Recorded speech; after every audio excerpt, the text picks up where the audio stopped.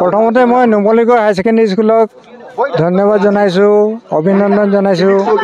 তেওঁলোকে অসমক প্ৰতিনিধিত্ব কৰি পেলাই দিল্লীলৈ যাব, চুপাৰ কাপ খেলিব। এই চুপাৰ কাপৰ লগত মোৰ স্মৃতি বহুত জড়িত হৈ আছে। মই দুবাৰকৈ 1986 আৰু 1992 এই দুবাৰ যেতিয়া চেম্পিয়ন হৈছিলে সেইবাৰ টীমৰ কোচ মানে মই আছিলোঁ।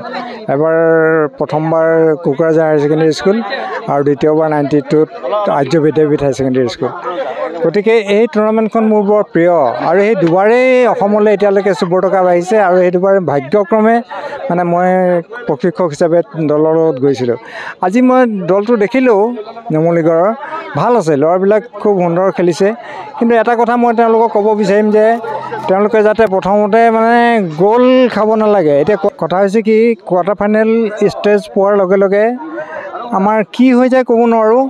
মানে গ্ৰুপ ষ্টেজত ইমান ভাল খেলিও মানে নক আউটত আমাৰ এলিমিনেট হৈ যায়, গ'ল খাই যায়। সেইকাৰণে মই তেওঁলোকক এটাই উপদেশ দিম, অকণমান ডিফেন্সটো অলপ টাইট কৰি খেলিব লাগে আৰম্ভণিতে, যাতে গ'ল খাবলগীয়া নহয় প্ৰথম অৱস্থাত। কাৰণ প্ৰথমতে গ'ল খালে এইটো শুধৰা মানে ৰিটাৰ্ণ কৰাটো বহুত কষ্টকৰ আৰু মাত্ৰ 30 মিনিটৰ খেলা হয়।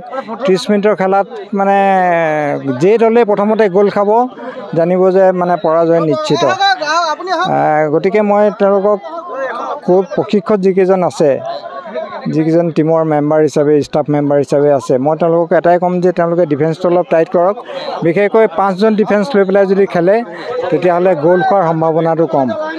আৰু সেইটো হ'লে পিছলৈ তেওঁলোকৰ যদি এটাও গ'ল দিব পাৰে, নক আউট ষ্টেজৰ কথা কৈছোঁ, গ্ৰুপ লীগততো ভাল খেলিবই মই চিয়'ৰ, কিন্তু নক আউট ষ্টেজত তেওঁলোকে ডিফেন্সটো অলপ টাইট কৰি পেলাই খেলিব, যাতে প্ৰথমতে গ'ল খাবলগীয়া নহয়। আৰু মই আশা কৰিম এই টীমটোৱে গৈ পেলাই ভাল খেলক, দিল্লীত চুপাৰ কাপ অসমলৈ আনক। আজিকালিতো ইণ্টাৰনেশ্যনেল হৈ গৈছে, বহুত এক্সপ'জাৰ পায়, পইচা প্ৰাইজ মানি বহুত হয় আৰু অল ইণ্ডিয়া লেভেলত যিটো তেওঁলোকৰ নাম হয় তাৰ ফলত তেওঁলোকৰ ভৱিষ্যত উজ্জ্বল হোৱাৰ বহুত সম্ভাৱনা থাকে।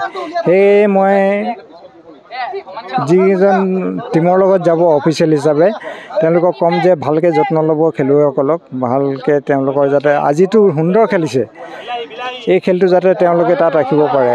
আম্বেদকাৰ ষ্টেডিয়ামত খেলা হ'ব, সুন্দৰকৈ খেলিব ভাল। মই মানে মোৰ শুভেচ্ছা, বেষ্ট উইচ তেওঁলোকলৈ থাকিল। ধন্যবাদ। আয়ান নিৰ্বাণ হাজৰিকা।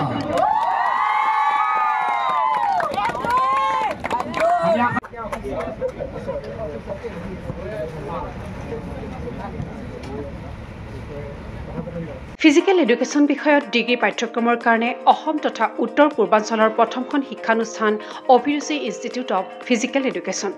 2 বছৰীয়া ফিজিকেল এডুকেশ্যনৰ BPEd পাঠ্যক্ৰম আৰু 4 বছৰীয়া BPES পাঠ্যক্ৰমৰ বাবে নামভৰ্তি চলি আছে। বিতংকৈ জানিবৰ বাবে আজি যোগাযোগ কৰক। যোগাযোগৰ নম্বৰসমূহ হৈছে 9435100098, 7002233540, 88765210998, ৱেবছাইট www.aipguwahati.in।